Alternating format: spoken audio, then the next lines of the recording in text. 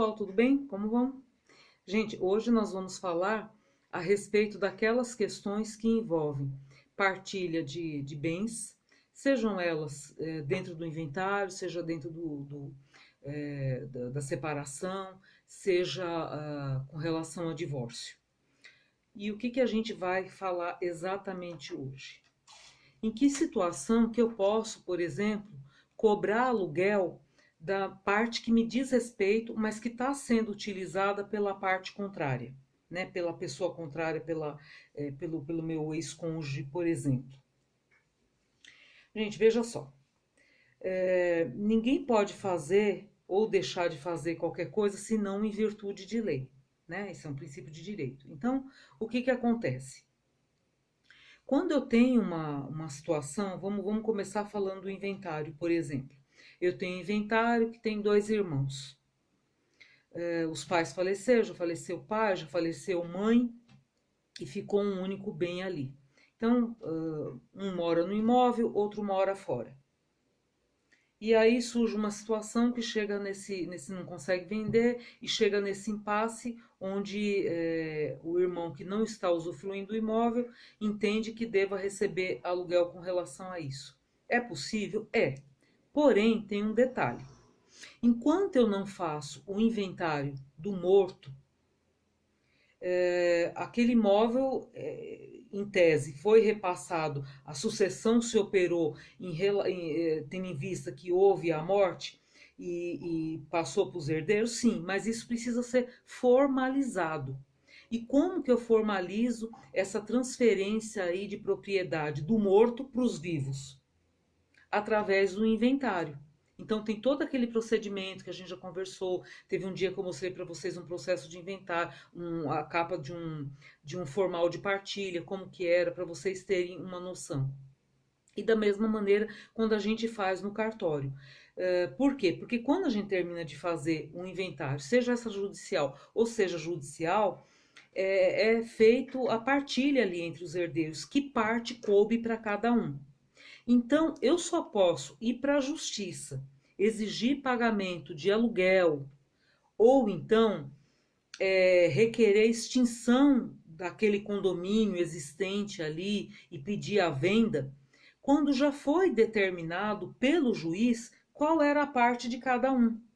Antes disso, é uma situação informal, né? Mesmo porque o imóvel ainda está lá no nome do morto. Formalmente, você pega a documentação, está tudo em nome do morto ainda. Então, eu preciso transferir formalmente do nome do morto, passar para os herdeiros. É lógico, obedecendo todo aquele trâmite, toda a questão processual tem que ser observada, etc, etc. No final do processo, ou após a finalização lá do inventário feito em cartório e que eu registrei, eu vou para a justiça e faço as minhas exigências. Antes disso, eu posso cobrar? Eu posso, obviamente, tentar entrar num acordo com a parte contrária. Mas se eu estou falando de cobrar aluguel, provavelmente é porque eu já estou com um problema com essa pessoa. Então a pessoa não vai concordar de pagar nada para mim, né? Ela vai dizer, não, busque seus direitos judicialmente. Então, qual o objetivo do vídeo? Explicar para vocês por que antes da gente formalizar, de haver uma decisão judicial, eu não tenho como cobrar isso. Porque não está formalizado. Não está dizendo que aquilo lá é meu e da minha irmã, por exemplo. Então, eu não tenho como resolver isso. Na questão da separação, a mesma coisa. Então, vamos dizer, eu tenho ali um casal que se separou de fato. O que é a separação de fato? Cada um foi para o lado, se largaram. Pessoa largada, entendeu? Muito bem. A pessoa está largada. Significa que que o estado civil dela ainda é casado, mas ela não procurou o judiciário ou não procurou o cartório ainda para formalizar aquela situação. Ou através da separação judicial, ou então através do divórcio. O que significa dizer? Que a parte ali continua sendo dos dois. Ah, doutora, mas se são só dos dois, então eu não posso cobrar? Ainda não, gente, pelo seguinte, porque a gente precisa que o juiz de direito, ou então através de um acordo que foi feito na escritura de divórcio ou de separação, tenha estabelecido ali qual é a parte de cada um. A partir daquilo, a partir daquela decisão judicial que determinou qual é a parte do João, qual é a parte da Maria, então entende-se que se Maria está ocupando sozinha todo o imóvel e João também tem parte, então João pode cobrar o aluguel correspondente à parte dele. Digamos, foi avaliado o imóvel, uma locação naquele imóvel. A locação é em torno de R$ 1.000.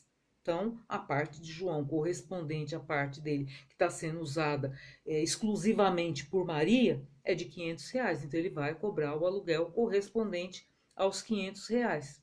Mas isso depois da decisão judicial, tá bom? Então, existe o direito, mas para que eu possa exercer o meu direito, tem uma situação antes que precisa ser formalizada, senão eu não vou conseguir, tá bom? Esse era o recado que eu tinha para vocês hoje. Espero que vocês tenham gostado, que tenha sido útil para vocês. Se foi assim, deixe o gostei de vocês, ativem o sininho para receber as nossas próximas publicações. Se você ainda não é inscrito, te convido a se inscrever. Obrigado pelos meus queridos inscritos que continuam fiéis aqui me assistindo. E eu encontro com vocês no nosso próximo conteúdo. Tchau, gente. Fiquem com Deus. Até mais. Deus abençoe vocês.